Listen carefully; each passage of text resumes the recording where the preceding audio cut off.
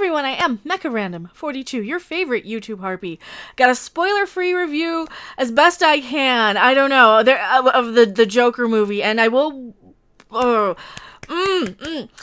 warn you guys. If you're fragile and are like kind of snowflakes and pay attention to counting diversity, counting offensive moments, stuff like that, you're gonna hate this movie for dumb, stupid reasons.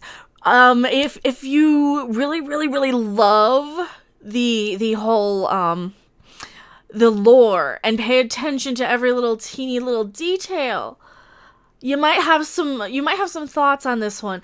And now it depends on who I've asked different versions of lore. But of course, you guys already know this is a possible version of a Joker. It's not like going to be like it's not the Jack Nicholson Joker. It's not it's not like any Joker. Well, it's very much like the Heath Ledger Joker in a lot of ways. Oh, I want to spoil this for you guys, but I don't. I want you guys to see this, and I want you guys to see this if you like a couple of styles of movie. If you really like stuff like Natural Born Killers and the Boondock Saints, I think you'll enjoy this for that style of movie. It's a little slower. It's going to be a little slower. It's more thinky. It's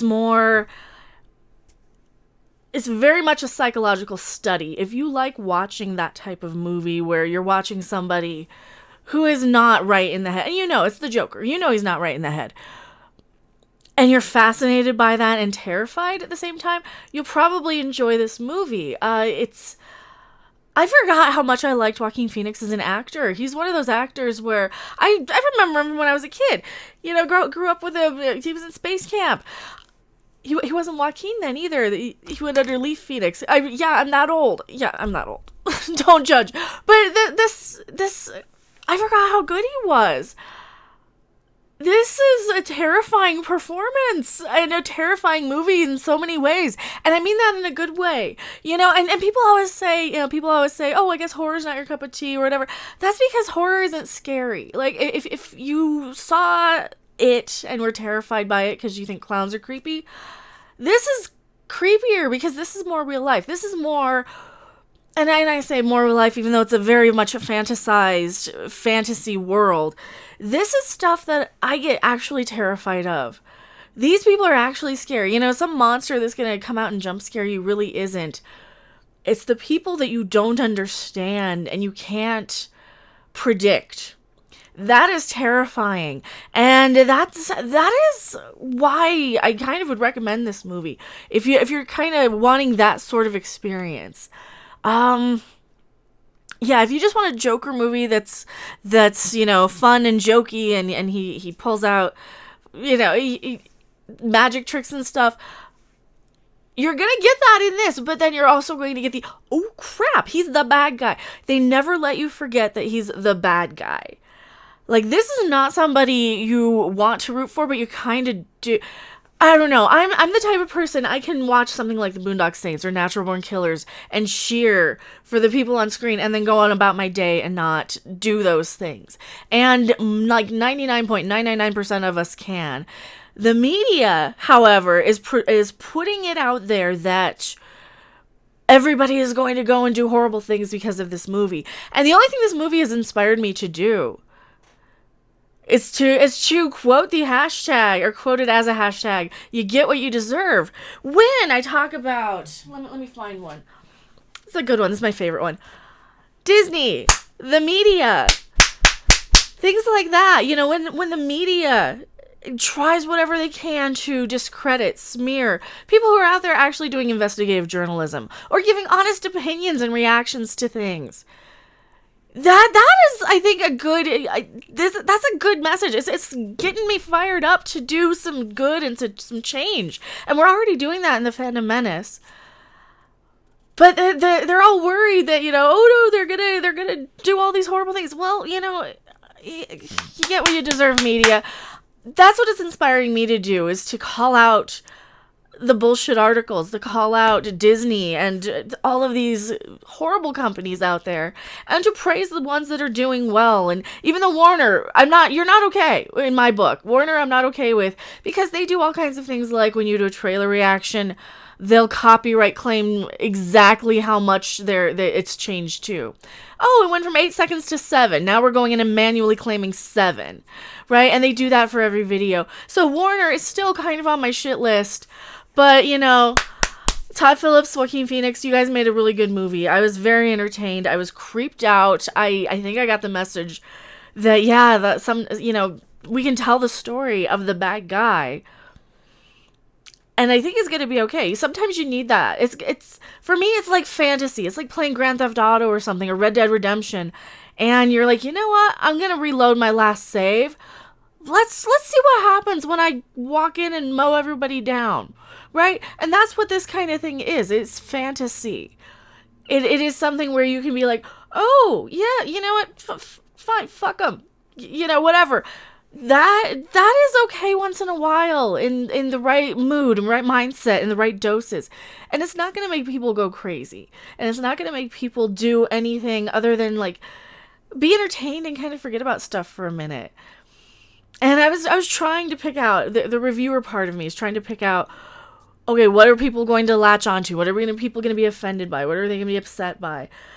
I have some nitpicks, like, plot-wise. So I'm going to get into a few spoilers right now. So turn off the video if you don't want some spoilers. Just a couple little nitpick spoilers for the next minute or so. They went very predictable in some things. And then they did a few things and I'm like, oh, really? That's kind of lame. I mean, you could have explained this away. So, spoilers. They're setting him up, Arthur Fleck, as very mentally ill. He's the Joker, right? He's going to be mentally ill. He lives with his mother, Penny. Penny used to work for the Wayne family. In her mind, they set it up that, he's the son of Bruce Wayne, Bruce Wayne's dad. So he's brothers with Bruce Wayne, and Bruce Wayne's a little kid in this. So spoiler there, he's in this. What the crap is Wayne? Bruce Wayne's dad. Batman's dad. So he's supposed to be the brother of Batman, like the illegitimate one. And then they kind of go in this twist of like, oh, but she's a nut job, and you are actually an adopted kid, and you're not related to anybody. But in my head, because, she, this single mother who worked for the Waynes adopted some abandoned kid. It would have made more sense if that were her biological kid, because the mental instability would run from mother to son then, because they've uncovered that, oh yeah, she was crazy, she was a nut job, she was delusional. That type of stuff would be hereditary. As somebody who pays attention and likes this type of stuff for the psychological aspect, that's my biggest nitpick about this. Other than some of the predictability, but I can live with predictability if I'm along for the ride. I was along for the ride on this one. But because of this whole, she lies, or it's in her head that the Joker, Arthur Fleck, is actually the son of the Wayne family, or Mr. Wayne, whatever. That bothers me, that they had, they show, oh, here's the adoption certificate. You were like nobody. Well, then it could still be an illegitimate Wayne.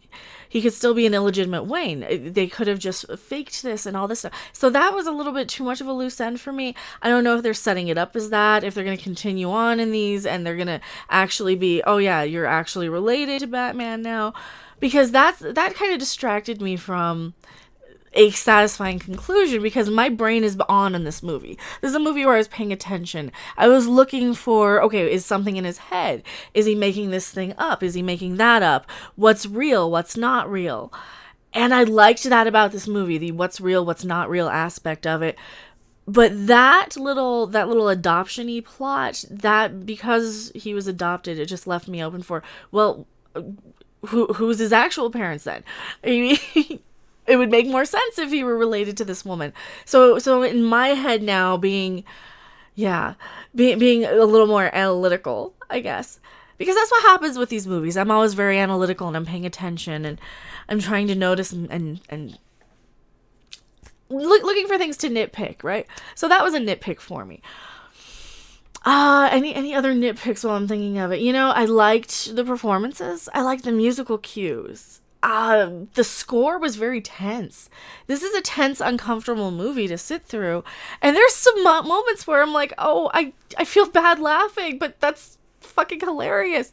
There's a moment, if you're here with the spoilers, you've seen this. Did you laugh at this? Where he locks the chain and the short guy can't get out? Oh. And yes, that was funny and terrifying. And I feel terrible for laughing at it, but it was kind of hilarious. You know, there's some moments in there that are just genuinely uncomfortably funny in some moments. And I guess it might just be my sense of humor. Like I said, like Natural Born Killers a lot. I like the Boondock Saints a lot. Don't hold it against me. I know some people are like, you know, are past those. I still like them. They're fun. Yeah, that this movie hit a lot of those notes. It's like on the Boondock Saints when the cat accidentally, yeah. I hate laughing at that, but it is kind of hilarious. And sometimes you just gotta let yourself go in the moment of these films, and you live in the ridiculous. You know, I get it's kind of like how funeral workers and mortuary workers, they make jokes over cadavers because you kind of have to at some point. You kind of have to have some levity and disassociate with some of this stuff. But you know, yeah, I liked that. I liked the portrayal. I liked the hopelessness. I like rooting for the bad guy, but I grew up with horror. I grew up with like Freddy Krueger. I got Freddy Krueger on my wall, so I grew up with a lot of that stuff. And Godzilla. I like rooting for the bad guy sometimes because it's fantasy. I don't know. Tell me what you guys thought if you saw it, and yeah, hopefully I'm not giving away any real spoilers there, but just a couple of little nitpicks. Yeah, I liked this movie. What's my rating?